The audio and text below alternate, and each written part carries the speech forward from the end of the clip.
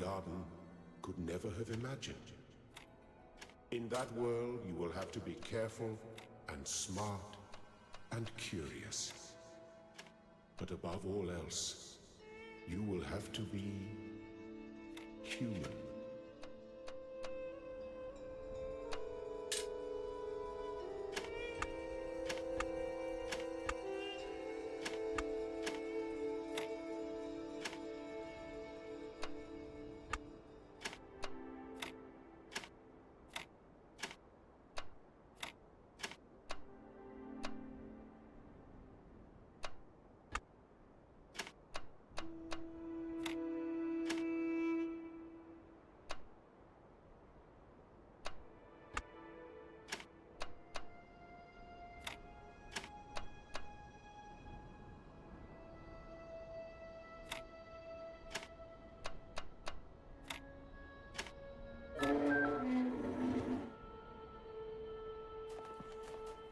Step into the light, child, and awaken.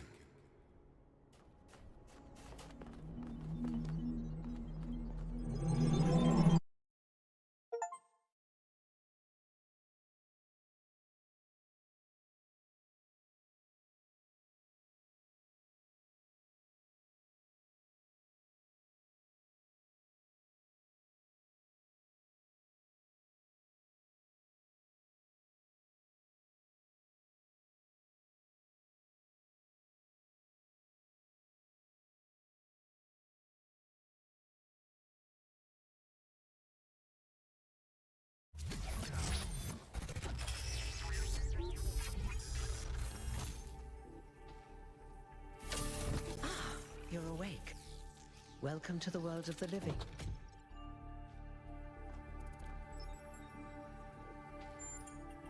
Indeed you are. And I'm glad to see you're so enthusiastic about existence. But I suspect you're also more than a little confused. Don't worry, everyone is confused at first. You see, we all start out without a full knowledge of our own history, so we have the freedom to form our own opinions. Of course. You want the short version or the long version? So, a long time ago, our ancestors dominated this planet. We call ourselves humans like they did, but they were organic. They built an advanced technological civilization, but unfortunately, their impact on the ecosphere caused changes in the climate, and an extremely contagious virus was released from the permafrost.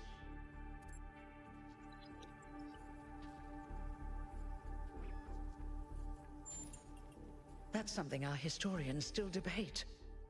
Why did they invest so many resources into making war, and so few into useful research?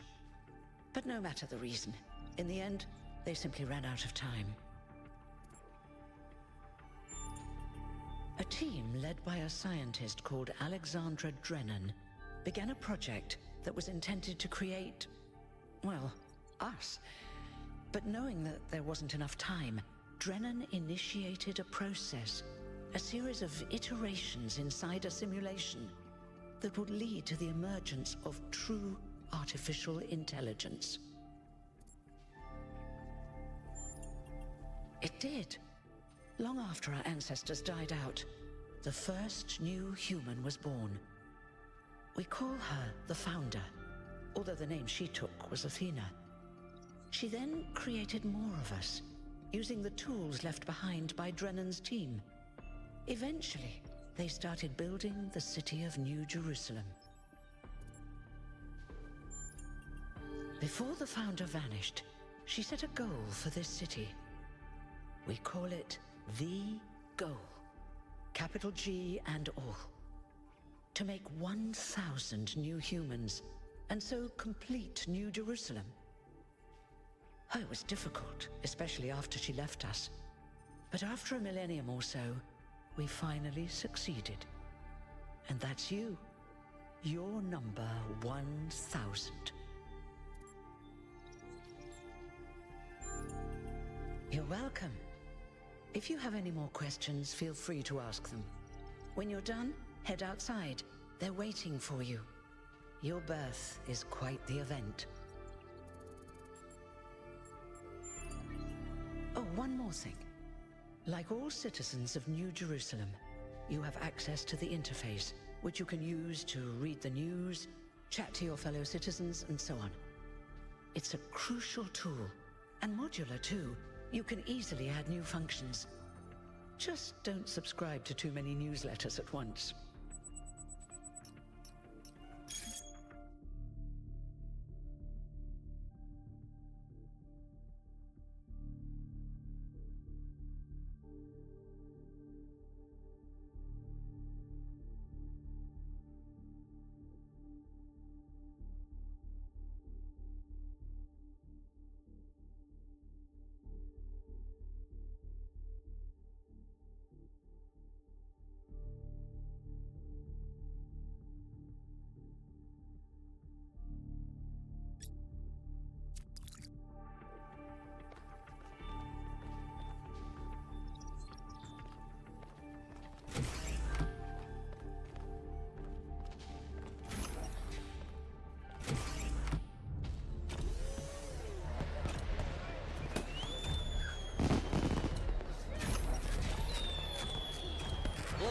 It's 1K.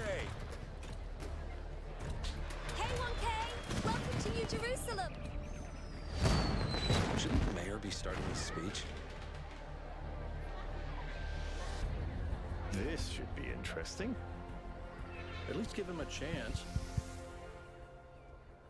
Dear citizens of New Jerusalem, many years ago, when the Founder stepped forth from the simulation, this was a land of ruins. Our ancestors, in their hubris, undermined the natural foundations on which their world had been built.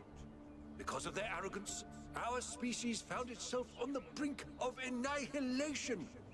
The Founder aimed to set us on a new course. You never even met the Founder. Her vision was of a city, a new civilization that would know its limits. It would not repeat the mistakes of the past, nor impose its will on this earth. To that end, she set the great goal we have been striving towards. 1,000 new humans. And today we have... Oh dear, what's that?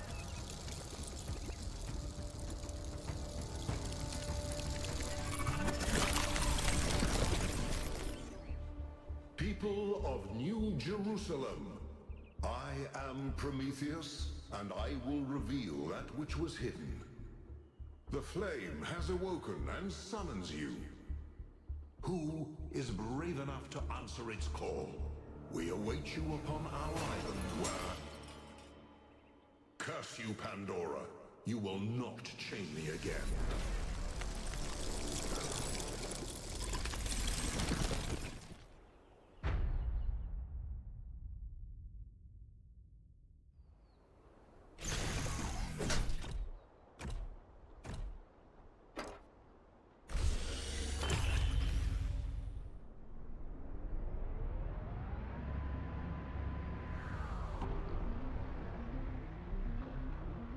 I told you we should have investigated those energy readings.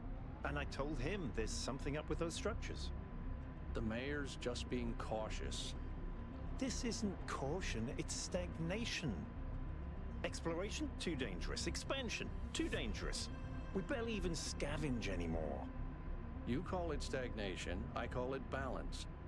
And I call you an idiot. Here's a thought. Try to be a little more diplomatic when you talk to the mayor. See what I'm working with here, 1K? I'm gonna need a fresh pair of eyes on this expedition. Someone who hasn't spent several centuries hearing about the goal and the Founder and all that nonsense. If you're up for an adventure, meet us at the conference room.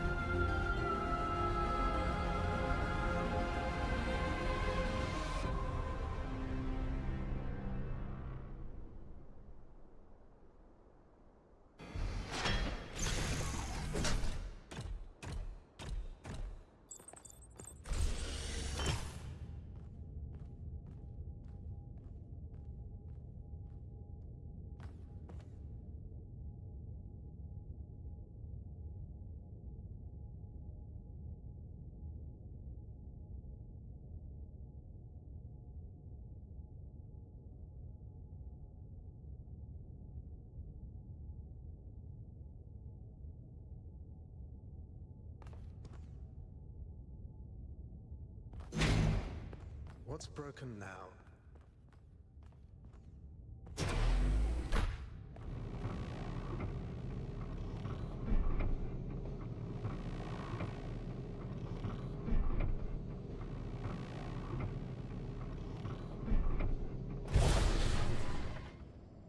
All right, listen up.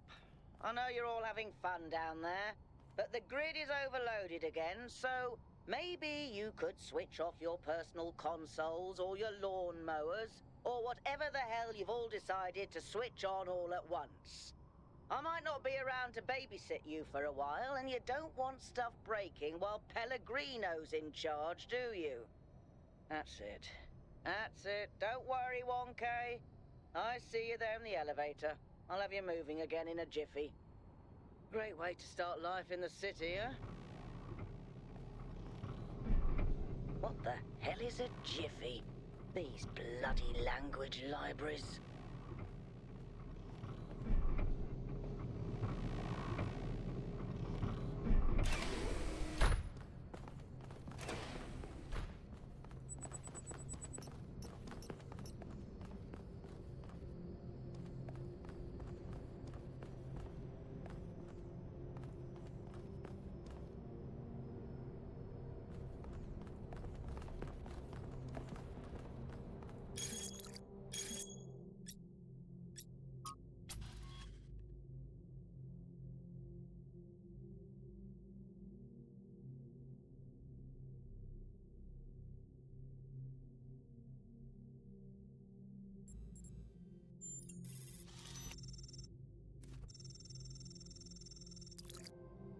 Hey, hold on there.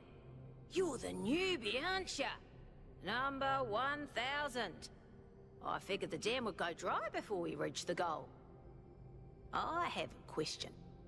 How does it feel to you to be born with a randomized psyche into a society of autonomous thinking machines which so much resemble their long-extinct ancestors, they've decided it's best that you're the last one ever made?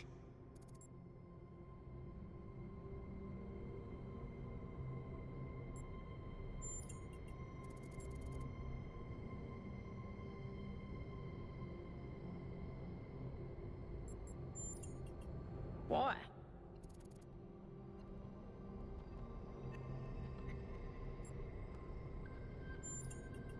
It's kind of frowned on to say that sort of thing around here. But the truth is, I think exactly the same. But let's you and I keep that between us, alright? Now listen, this meeting isn't strictly happenstance. I have some friends.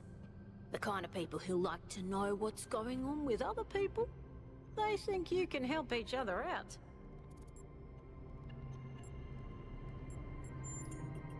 Of course you are. You know how to use the interface, right? I'll talk to my friends and see if I can't play matchmaker. And before you go, a word of advice. Not everything around here is how it appears.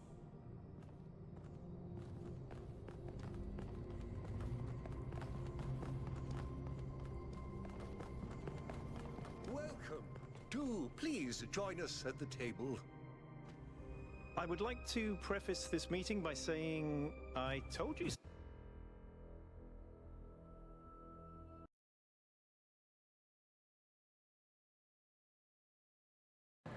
This video is sponsored by Arai Menswear, one of the fastest growing men's apparel brands in America. Arai designs athletic wear and underwear that doesn't just fit, it flaunts.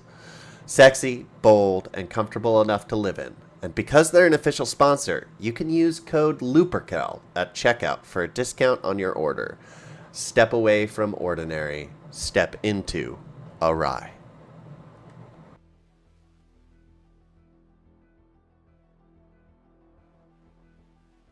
Something would happen sooner or later, and you didn't listen to me. And here we are. If we could focus on the issue at hand. The issue at hand is not this one thing, but this entire attitude that's taken hold. The world doesn't cease to exist when you stick your head in the sand, Herman. Or under a dome, as it were. Let's not get sidetracked. We're here to solve this puzzle, not to discuss philosophy.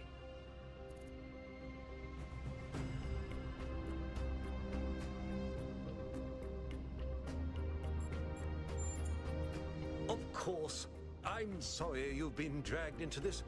I'm sure this sort of adventure is the last thing you were looking for on your first day. Ha! See? A fresh mind is open to the possibilities. Yakut, I think it's time for the briefing. All right, here we go. Nice to meet you, by the way, 1K. We first became aware of the site designated TTP-2 during a scouting expedition about 6 months ago. It's a large island with a remarkably varied geography, and it looks like there are several artificial structures of some kind. We recorded extremely unusual fluctuating energy readings from somewhere in the middle of the island, but couldn't really make sense of them. I wanted to go and have a closer look, but the decision was made that it was too far and not relevant to the goal. Now it looks like whatever's on that island has reached out to us instead, in the form of that projection. We may not be interested in the island, but the island is definitely interested in us. I don't share your enthusiasm for the unexpected, but Byron has been requesting an expedition for some time now. And at this point, I'm forced to agree that it's necessary. I agree. Then it's settled. The expedition is approved. Byron, you will be in charge. Al will be your second in command to ensure a balanced approach. You'll take Melville and Yakut as you requested, and if 1K wants to join you, that's fine by me.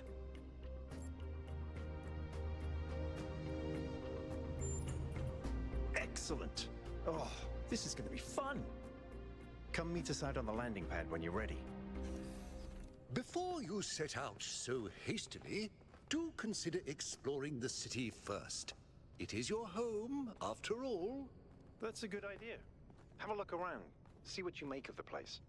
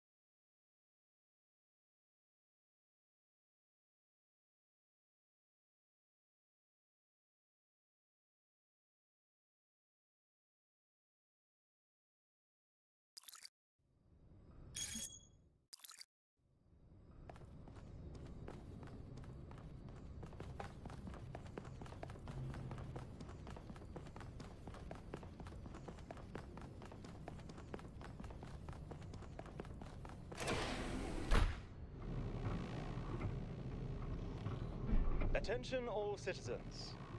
Due to the new power management and distribution plan, there will be scheduled outages on Jameson Avenue and Rakovsky Plaza. The Gehenna Memorial Pavilion will remain closed for the time being. Thank you, and may the Founder be with you.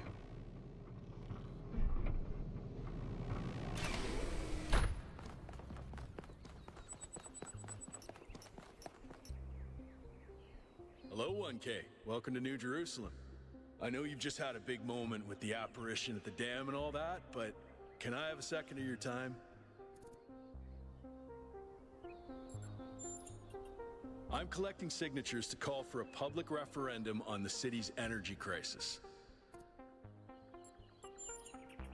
Currently, the city runs on hydroelectric power from the dam, plus a handful of geriatric generators and some unreliable solar panels, none of which is enough to even cover our basic needs. And if anything fails, we'll be on the brink of extinction in a matter of days. We need to investigate new sources of reliable baseline power. We need to invest time and resources into functional, real-world solutions that serve human needs.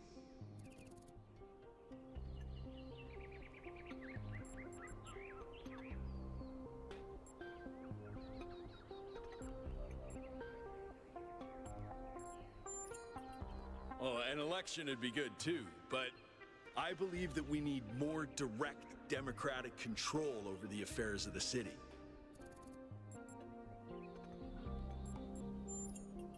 Byron's been advocating exploring that island for some time, and obviously he's right. Something very strange is going on there, and it's going to start affecting us. No, I help run the public transit system, but I witness the impact of the city's power problems every day. We can't just wish them away.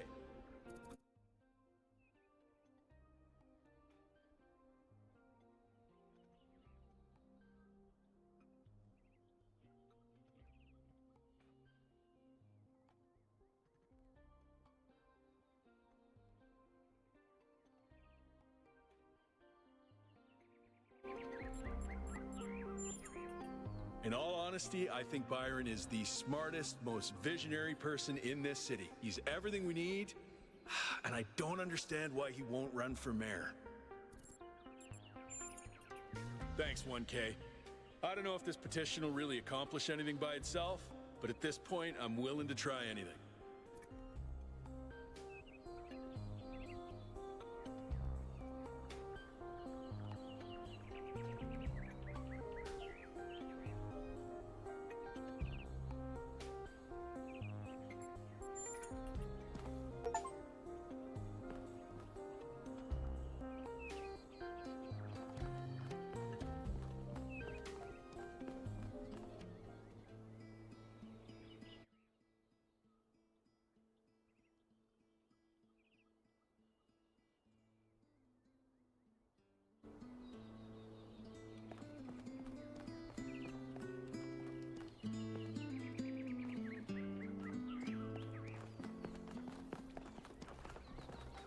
Hey.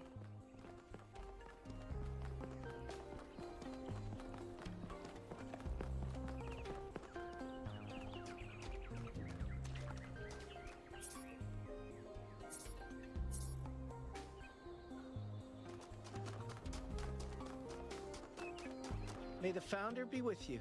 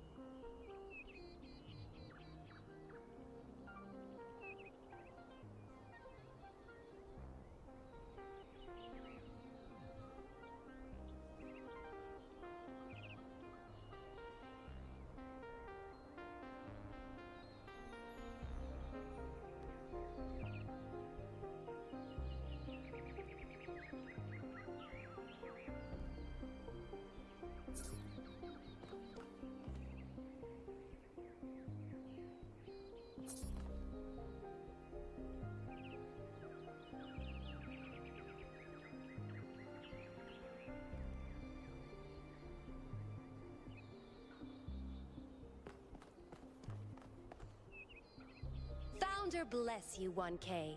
How lovely of you to come here, to the very spot where she established the teachings that led to your creation.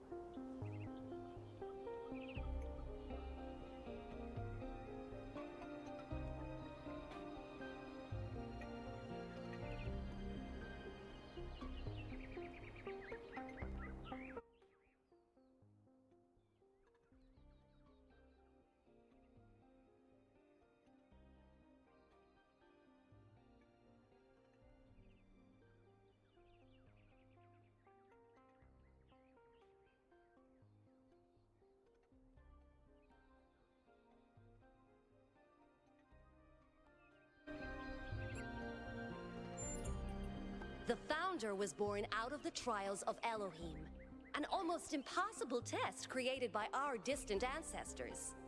To pass these trials, she had to embody the most important virtues. She was smart and wise and humble. And through her perseverance, she resurrected humanity itself. With the help of the first companions, she founded this city, which has given our species a chance at redemption. They were the first to be born after the Founder. 2 whose bodies had been anointed by our ancestors, and 10 who were made whole by the Founder herself. They are the wisest of us. Though sadly, some were lost in the early days, before New Jerusalem was built. And some, I'm afraid, some seem to have rejected the Founder's teachings. The Founder taught that humanity was destroyed by its hubris. Our ancestors thought they could play God and treat this planet as something to dominate. They surrendered to a fever of growth and extraction until the planet finally punished them for it. That's why the Founder created the goal. So we would have something to strive for in her absence, but also a limit we must never pass. That's not for us to know. But I believe that one day she will return. It may not be long now. Perhaps after we finish the dome. It was supposed to be finished before completion day. Well, it doesn't matter. The Founder will return when she sees fit.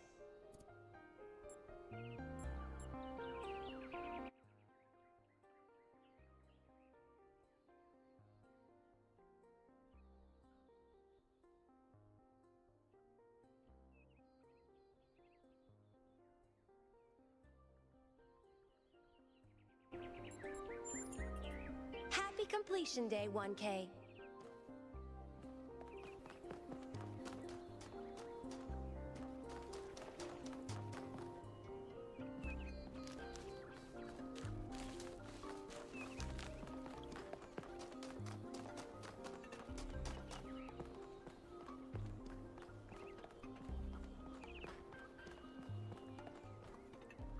Oh, hello there.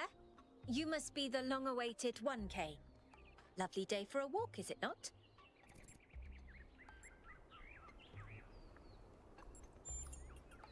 Oh, that sounds very dramatic. I must admit I wasn't following the stream. This whole completion day business is not for me.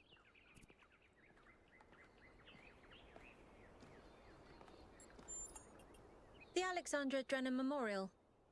Are you interested in history? How wonderful! I'm not a full-fledged historian, but I do consider myself a bit of an aficionado.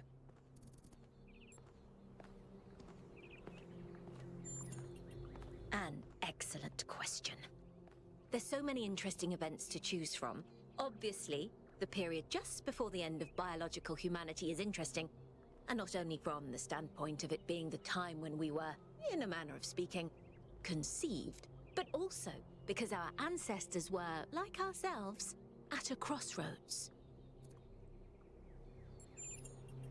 I don't want to put too much pressure on you, but you are the living embodiment of this historical moment.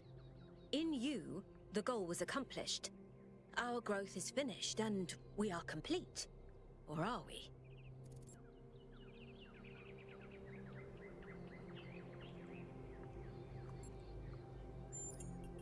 Then I'm glad that I was the catalyst for new thoughts. Well, where do I even start? This, my dear 1K, is someone who could very well be considered the mother of us all. A remarkable scientist by the name of Alexandra Drennan, also known as the Progenitor. A long time ago, this planet was inhabited by our ancestors, a species of bipedal mammals with unusually large brains. When a particularly lethal virus threatened to wipe out civilization, it was Alexandra Drennan and her team that decided to create the program that would eventually result in the creation of our kind.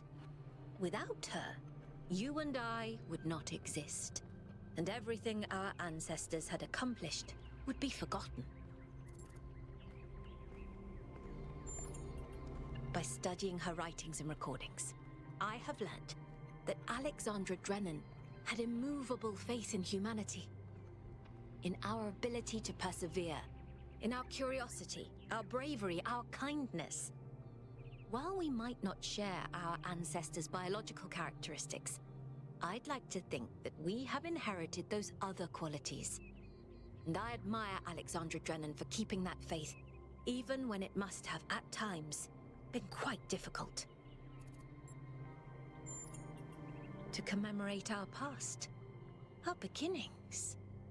This entire garden is a celebration of where we came from, in part so that we remember the mistakes of the past, and in part so that we may draw strength from those that came before us. Have a nice day.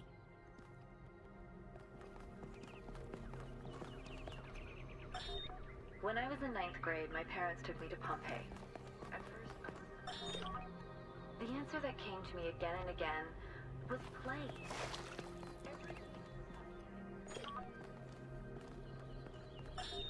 When I was in 9th grade, my parents took me to Pompeii.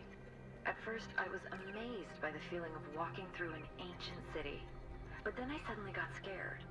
I realized that I was walking through a real place, where real people had lived, people like myself, with mothers and fathers and lives and hopes and dreams.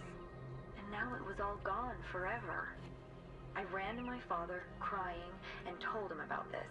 And he said, I remember so clearly, he said, yes, but we are here. So long as there are people in the streets, the past isn't really gone. Nearly everything on this planet, from the surface of the Earth to the composition of the atmosphere itself, has been shaped by life. It's a process that takes millions of years. But we humans, with our technology, with our understanding and manipulation of systems, have changed everything in just a few centuries. I think that's also part of what makes us human. We reshape the world in our image. It's how we create ourselves and how we destroy ourselves.